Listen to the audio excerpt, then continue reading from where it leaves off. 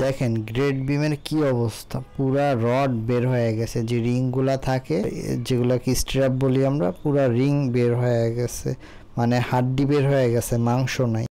এইখানে কি করছে দেখেন, এই যে গ্রেড বিমের ভিতরে কাঠের ব্লক দিয়ে দিছে, কাঠ দিয়ে দিছে, এই যে এখানেও কাঠ আছে, এই কাঠের উপরেই হচ্ছে মেইন যে রডগুলা আছে এই রডগুলা, এবং হচ্ছে এই যে সাইডের যে কাঠ, এই কাঠ লাগানোর জন্য মূলত এই কাঠগুলা দিছে, যে এই কাঠের সঙ্গে ব্রেক লাগাই দিবে যাতে ওই কাঠটা স্টেবল হয়। হয়তো বা এটা অন্যভাবেও করা যায়, অন্য ওয়েও আছে করার জন্য, বাট এইটা করে দিচ্ছে।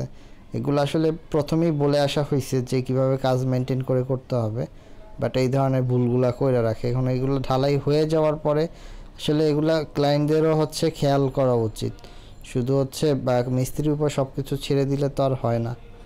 এই যে এটা হচ্ছে 3তলা ফাউন্ডেশন দিয়ে 1তলা কমপ্লিট করতে কত খরচ হবে এবং সম্পূর্ণ 3তলা কমপ্লিট করতে কত খরচ হবে সেই বিষয়ে একটা ধারণা দিব। আসসালামু আলাইকুম, আমি ইঞ্জিনিয়ার রাশিদুল ইসলাম। আজকে এসেছি, এটা হচ্ছে মাদারীপুরের মোস্তাফাপুর যে স্ট্যান্ডটা, ওইখান থেকে একটু ভিতরে যে আমার ওয়ালটা দেখা যাচ্ছে, যে এইটা দেখা যাচ্ছে, এটা হচ্ছে আর্টিকালচার, এখানে একটা জায়গা আছে, এখানকার হয়তো লোকাল যারা তারা চিনবে, ঠিক সেটার পাশেই হচ্ছে আমাদের এই প্রজেক্টটা। এখানে হচ্ছে এটা মূলত 3তলা ফাউন্ডেশন দেওয়া হয়েছে এবং এখন 1তলা কমপ্লিট করা হবে। সো কমপ্লিট করতে কয় টাকা খরচ হবে, কত স্কোয়ার ফিট জায়গা নিচে ডিটেলস বলবো। দেখা যায় এই যে এই হচ্ছে ছবিটা, এটা একটা সামনে এবং সাইডের একটা ভিউ। আমরা মূলত আছি আসলে পিছন সাইডে, ওই সাইডটা হচ্ছে মূলত সামনে, বাট ওইখানে আসলে প্রচুর রৌদ্র, এই কারণে আমরা এই ব্যাক সাইড থেকে দেখাচ্ছি। এখান থেকে সব কিছু বুঝিয়ে দেখাবো এবং হচ্ছে আমরা যেভাবে বলে গেছি আসলে কাজের কোয়ালিটি মোটামুটি মেনটেন করে করা হয়েছে, বাট অনেক কিছুই মেনটেন করা নেই, সেগুলো নিয়ে আলোচনা করব যে কি বলে গেছি, কি করে রাখছে সেগুলা। এই যে এটা হচ্ছে আরেকটা ভিউ, একদম ফ্রন্ট থেকে যদি দেখি তাহলে এই ভিউটা, এই জায়গাটা আসলে অনেক বাঁকা বাঁকা একটা জায়গা, এই যে বাঁকা একটা জায়গা। বিল্ডিংটাও আমরা সোজা ভাইলে করতে পারতেছি না, বিল্ডিংটাও দেখা যাচ্ছে যে বাঁকাভাবে করতে হচ্ছে না জায়গার জন্য। সো ওইটার মধ্যে যেভাবে মেনটেন করে সুন্দর করে করা যায় ওইভাবেই আসলে প্ল্যানটা করা হয়েছে এখানে। যে এখানে এটা হচ্ছে আরেকটা ভিউ, আরেকটা সাইড থেকে যদি দেখি আমি এই ভিউটা পাবো। এটা ওনার একটা পছন্দ ছিল, ওই রকম আমাদের একটা ছবি দিছিল। এটা মূলত হচ্ছে হলো একটা ডুপ্লেক্স বিল্ডিংয়ের। সো ওইটাকে আমরা এমনভাবে ডিজাইন করছি যাতে হচ্ছে যাতে আলাদা আলাদাভাবে উনি থাকতে পারে। ওনারা 3 ভাই, 3 ভাইয়ের জন্য 3তলা। এটা হচ্ছে ব্যাক সাইড থেকে, এই যে আমরা যে সাইডটা আছি, এই যে বারান্দা, এই যে বারান্দা এবং হচ্ছে এই যে বাথরুম, এইটাই মূলত হচ্ছে এই যে বারান্দা হবে এইখানে, এবং বাকি অংশ বাথরুম। ওই সাইডের রুমেও বারান্দা হবে এবং বাথরুম হবে, পিছনে রাখা হয়েছে। এবং সামনে 2টা বারান্দা আসছে এবং এই 2টা বারান্দা, এই সাইডে 2টা বারান্দা আসছে, মানে একটা রুমে দেখা যাচ্ছে যে 2টা বারান্দা হিসেবে উনি পাচ্ছে আর কি। এটা হচ্ছে আসলে কাজ করার সময় ওনার মনে হয়েছে যে এইদিকে একটা ভিউ আছে সুন্দর, এই কারণে উনি এই বারান্দাগুলো অ্যাড করছে। সো ওইটার জন্য আসলে এইখানে বারান্দা হয়তো বা ক্লোজ করে আমরা এটা অন্য কোনো কাজে ইউজ করব। এটা মূলত ডুপ্লেক্স সিস্টেম বা ট্রিপ্লেক্স সিস্টেমে করা হয়েছে। এইটা হচ্ছে আপনার 3 ভাই যাতে আলাদা আলাদাভাবে থাকতে পারে ওইভাবেই করা হয়েছে এটা। এটা হচ্ছে আমাদের নিচে আছে প্রায় 1975 স্কোয়ার ফিটের মতো নিচে নিচে, এবং উপরেও দেখা যায় যে এটা ছাদ মোটামুটি 1975 স্কোয়ার ফিট, যার ভিতরে আপনি হচ্ছে 4টা বেডরুম পাবেন।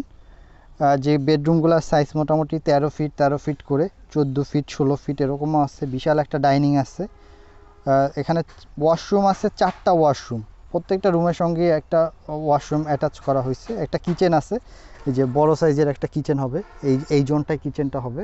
এবং এখান থেকে নামার জন্য আরও কিছু একটা হচ্ছে পোচের মতো আছে, ওইটা থাকবে।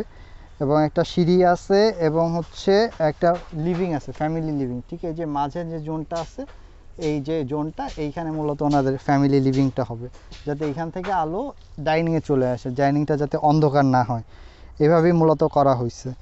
সো এই হচ্ছে আমাদের ফ্লোর প্ল্যান। সো এখানে আসলে কাজগুলো যেগুলো হচ্ছে মোটামুটি ওনারা লেআউটের সময় আমি আসছিলাম, তখন লেআউট দিয়ে সব কিছু চেক করে দিয়ে গেছি। তো মোটামুটি কাজ সেই অনুযায়ী করতেছে, বাট যে ঝামেলাগুলো করছে সেটা হচ্ছে ওনারা আসলে বুঝতে পারে নাই যে এই যে হচ্ছে বিমের রিং কত সাইজের করবে। রিং হচ্ছে বড় করার কারণে দেখা গেছে যে আমার যে কলামের রডের বাইরে থেকে একটা বিমের রড দিয়ে দিছে, যেটা হচ্ছে আমরা কখনো আসলে আশা করি না যে এরকমভাবে ওনারা করবে। সো এটা একটা আসলে মেজর ভুল করে রাখছে। এবং হচ্ছে এই যে বিম কলামের জয়েন্টে আমরা চাই যে এই রিংগুলো থাকুক, তো সেটাও হচ্ছে ওনারা আসলে দেয় নাই।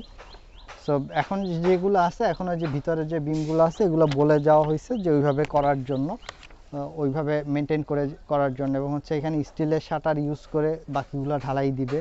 এবং এটার ফিনিশিংগুলোও অনেক জায়গায় যে ফিনিশিংগুলো খারাপ আসছে, যেগুলো পানি বের হয়ে গেছে। সো এখানে হচ্ছে কিছু পলিথিন দিয়ে সুন্দরভাবে করা যায়, ওই জিনিসগুলো ওনারা আসলে খুব সুন্দর করে মেনটেন করে নেয় কাজগুলো। সেরকম কিছু কাজ আছে যেগুলো আসলে ঝামেলা করে রাখছে, সো সেগুলোকে বলা হয়েছে কিভাবে সলভ করে করবে, ওইভাবেই নেক্সট কাজগুলো করবে। এখন হচ্ছে যেটা করবে এখানে হচ্ছে বালু ভরাট করবে, করে হচ্ছে বাকি যে বিমগুলো আছে সেগুলো হচ্ছে ঢালাই দেওয়া হবে, দিয়ে দেন হচ্ছে জিনিসটা হচ্ছে ফ্লোর লেভেলটা করে তারপর হচ্ছে ছাদ দিবে। আর এই কলামগুলো সবগুলো হচ্ছে, এই যে রডগুলো হচ্ছে বিভিন্ন লেভেলে রাখা হয়েছে, এগুলো আমরা বলে গেছি যে কত ফিটে রাখবে রডগুলো, যাতে হচ্ছে ছাদের উপর আমার জোড়াগুলো না পড়ে। সো এই হচ্ছে বর্তমানে এটার অবস্থা। এটা যদি আমি বলি যে হচ্ছে যদি উনি একতলা এখন পর্যন্ত কমপ্লিট করতে চায়, সেই ক্ষেত্রে প্রায় হচ্ছে ওনার 45 থেকে হয়তো 50 লক্ষ টাকার মতো খরচ হবে পুরো একতলা যদি কমপ্লিট করতে চায়। আর পুরো হচ্ছে হয়তো বা যদি 3 তলা কমপ্লিট করতে চায় বা 2 তলা করতে গেলে দেখা যাবে যে প্রায় হচ্ছে 80 লাখের মতো খরচ হবে, হয়তো বা 3 তলা করলে হয়তো বা আরও কিছু বেশি খরচ হবে। সো এই ছিল আজকে আর প্রেজেন্টেশন। সবাই ভালো থাকেন এবং আমাদের জন্য দোয়া করবেন। আল্লাহ হাফেজ।